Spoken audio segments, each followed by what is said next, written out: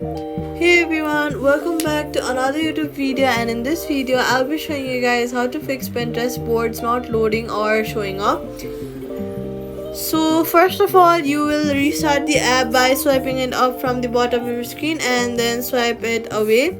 Next, restart it. It will clear temporary glitches. After that, you're going to check if the board is archived, and then go to your app store and make sure Pinterest is updated to the latest version.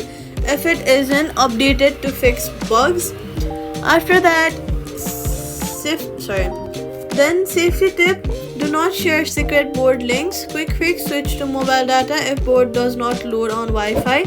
Subscribe for more quick fixes.